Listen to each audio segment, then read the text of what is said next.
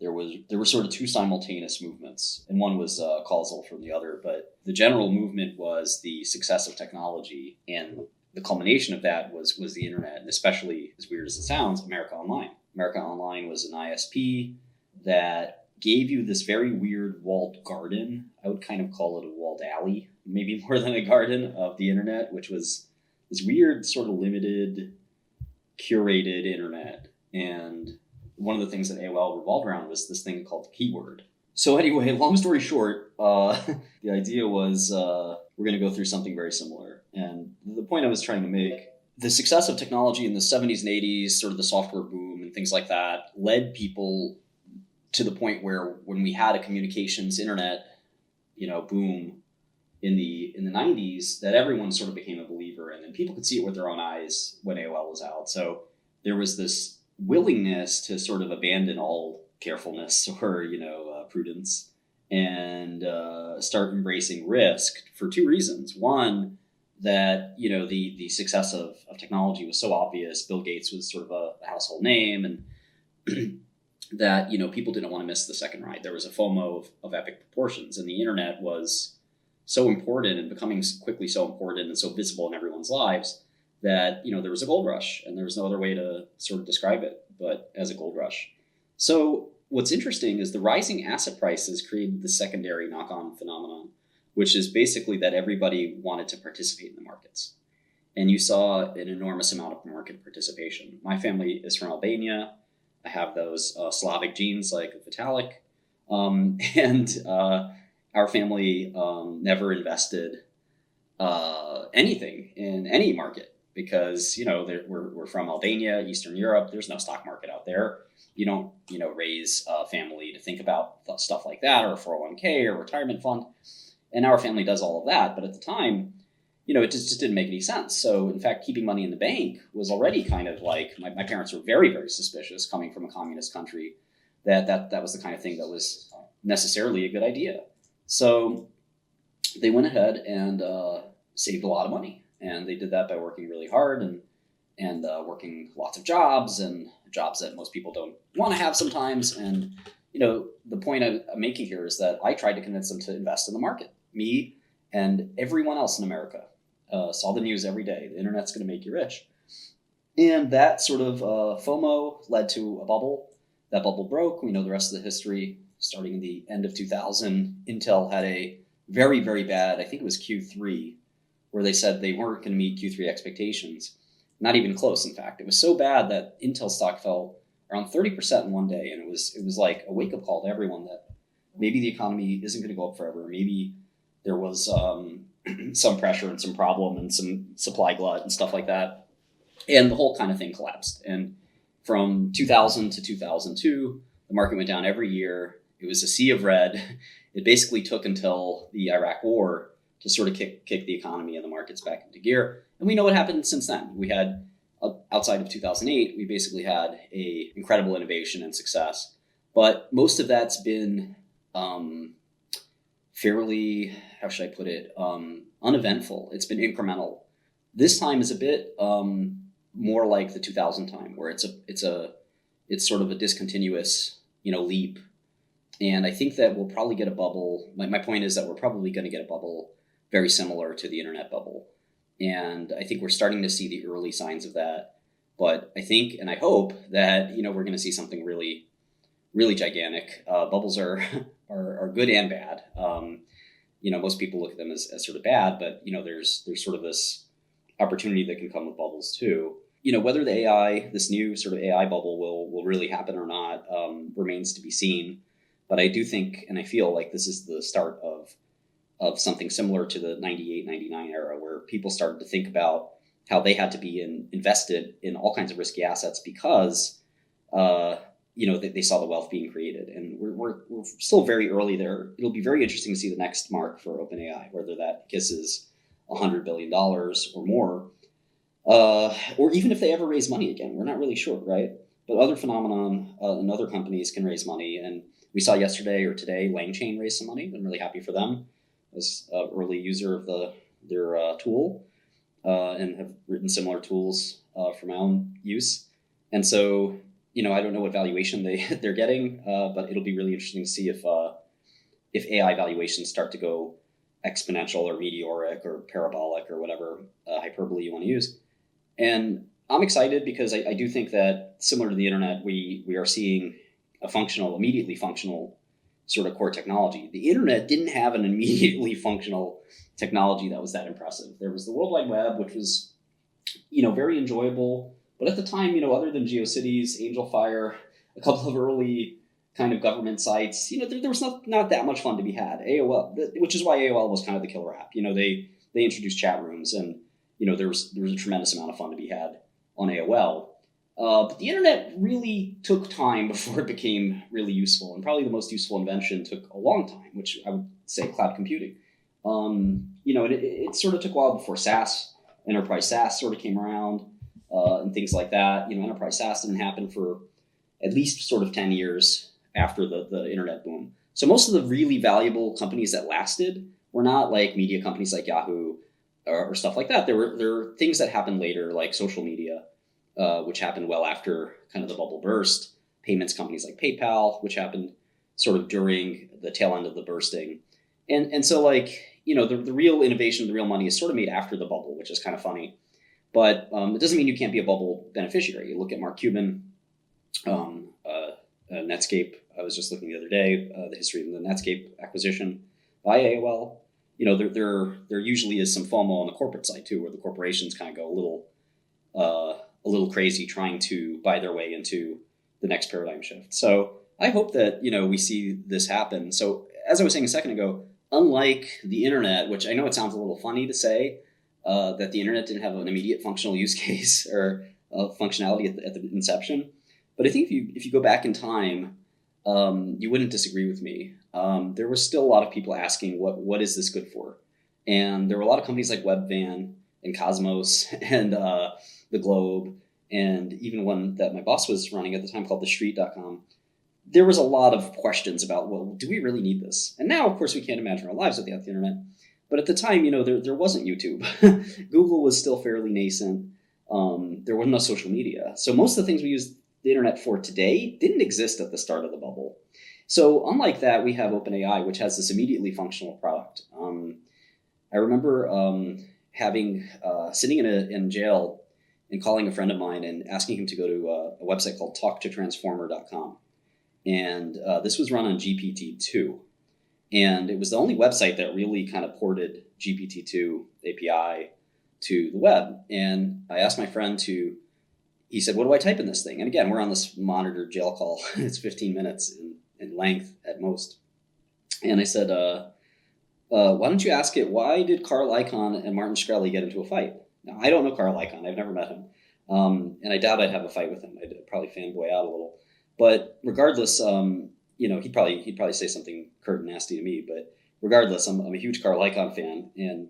But my friend knows that I've never met him, don't know him. And so anyway, he typed it in, and I could hear his gasp. I could hear his jaw drop. He's like, Martin, this thing's writing the whole story. I said, I know. You could ask it anything, and it'll come up with this creative idea. He's like, this is insane. And I said, yeah, it really is. Of course, I'm sitting in jail, so there's not much I could do. But we've seen GPT-3 and 3.5 Turbo and 4, all start to eclipse what we saw there. And my point is that we have immediate functionality in large language models that we didn't have really on the internet side that is useful right out of the box. It's useful right now. That should be enough to make a bubble as big as the internet, if not bigger. So I think that, crypto also sort of suffered from this problem of cool technology, but where are we going with this? And, big potential use case, changing the scope of money and things like that, but no real great utility out of the box. You still have to sort of suspend disbelief that you have a stored value, that's not ephemeral. You have to sort of ask yourself if this is really right for you, given, let's say, you're a corporation or something like that. There's no immediate impetus to say, if you're Johnson & Johnson or Procter & Gamble or Walmart, to say, okay, let me change a bunch of our treasury to Bitcoin. It doesn't really make sense right away, right? There's no, not just use case, but there's no imperative. There's no drive to sort of say, let me change how I'm going to do things. And it very well may be that crypto in 20 years or 5 years or 10 years, who knows, becomes like a very standard thing for corporations and people to have, 20 or 30% of their wealth in. But as of now, there was no event that forced you to use it. Today, you're sort of forced to use it. You're forced to use AI or you get left behind. And I noticed in the New England Journal and a couple of other medical publications that, and I'm curious if this is happening in other spaces, but I still pay attention to medicine quite a bit. I noticed that there's a FOMO going on where, unprecedented in a sense, that New England Journal has had all these articles about, GPT and doctors. How do we use this thing? Is it good? Is it bad? Is it dangerous? What exactly? And it's really an interesting kind of, paradigm. I've been spending a lot of time writing this thing called BookGen, which you can find on my GitHub, which is a little tool that writes a book, and it writes a 200-page book for you based on GPT. And to my knowledge, there's no such library like this out there. And I even put out a book on Amazon using it. And I'm just putting the finishing touches on like this 2.0 that uses GPT-4. And I have to say, the writing is marvelous. It's still, not a great book, but the writing was I was a lit minor that qualifies me to do anything, but I love books. I love reading. And, it writes beautifully for what it's worth. Its big issue is the stateless model of these LLMs, where the LLM is doing a very big calculation. It's not remembering anything. It can't remember anything. It's just not built to do that. So you have to sort of do all these tricks that I mentioned LangChain earlier, but there's a number of other tricks, and they're all pretty well known in the art, even though I see publications every day that kind of make me tear my hair out that act as if those innovations are brand new when they're not brand new. They're mostly stuff that people have been doing for close to a year now. But it's good that it's coming out in literature, and everyone should be able to use these tools effectively. But, basically using, different techniques that people have picked up on. There are ways to sort of get these LLMs to understand state to some extent, but they'll never really understand state. Anyway, I'm getting a little sidetracked on the technology there, but I'm hoping and I think that AI will have a bubble phenomenon as big or bigger than the internet, which is saying a lot because the internet bubble was very, very unprecedented. I think it took Microsoft more than 10 years to recover its internet bubble price. Most stocks never recovered. The median stock never recovered its internet bubble price of 2000. So to a lot of people, this was a defining moment. To most people today, we don't look back on it as that important. But I think that, if you look at some of the wealth that was created back then, a lot of it was, we look back and call it undeserved.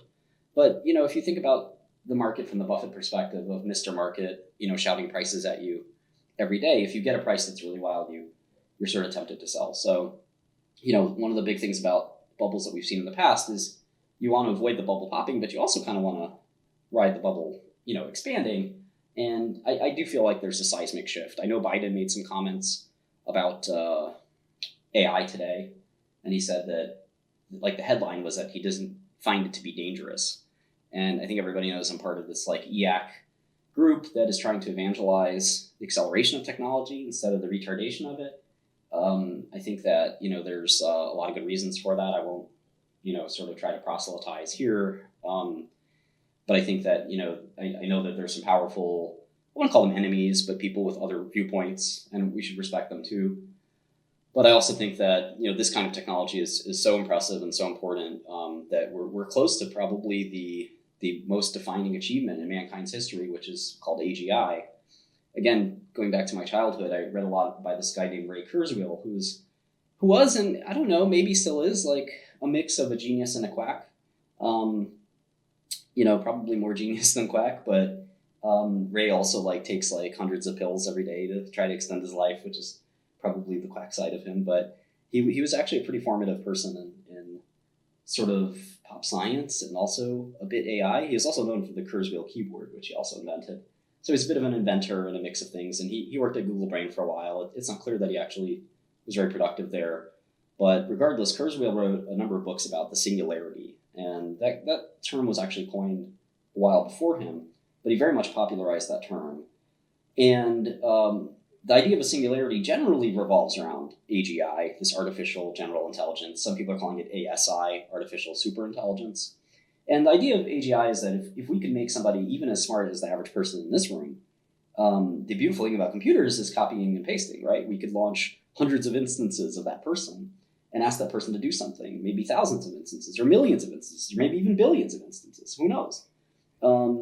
And if those instances or people or instantiations are human-like, then what are we going to do? That changes society, that remolds society in a way that we have never, ever thought about. We haven't had the opportunity to even imagine it as a possibility. So something like the internet, very big deal, sure, but we've had ways to communicate over long distances. We've had computers before the internet. This is something that's fundamentally different. The idea that an AGI could be created by this nascent LLM, which I think a lot of people are starting to think is going to happen. If you look at prediction markets for an AGI, they've rapidly narrowed their expectation. In Bostrom's book, Superintelligence, which is the definitive book on kind of this subject, which, by the way, is not saying much. There are not many books on the subject that are credible. But I like that book, and I encourage you to read it if you haven't. It's called Superintelligence by Nick Bostrom. Basically the concept is that AGI was always 15 years away. The mean guess from people who are worth paying attention to in the field is that we're more like 5 years away. And usually when you have a rapidly changing variable like that, most people are poor Bayesians in that they're assimilating the new information very slowly, and we could be seeing something much faster than that. I of course don't know, but I do think that LLMs provide a core functionality of the human brain. I've been talking about it as Broca's area, which is the part of the brain that synthesizes language. If you have a stroke or the right brain injury in Broca's area, you'll actually stop being able to speak, even though the rest of your brain is intact. And we can do things in physical therapy and deep brain stimulation to sort of rewire the brain in a sense. But Broca's area is really important for speech. And it's important to know that the volume of Broca's area relative to the rest of the brain is fairly limited. So, the question is, what's the rest of the brain doing? And there's a lot of things it's doing. And I think Jan LeCun says it the best when he says that LLMs lack kind of executive function, planning, all the things that, kind of make us human. They're very, very, very good at language, and they're very convincing. And using other tricks like chain of thought and other tools, you can kind of see that LLMs also have this emergent reasoning, which is something that's rather surprising. I think a lot of people were really taken aback when they saw large language models, which are really supposed to be, the predict the next token idea, that everyone said, oh, well, this is a machine that predicts the likelihood of the next word. That sounds very mundane and tame. But then the emergent property of, you've got logic, that's scary. And maybe the next emergent area after more expansion of these LLMs, whether that's in parameter count or actual other tools that are really important, or descriptors or different sort of pieces of software that could work with them, maybe the next area is planning.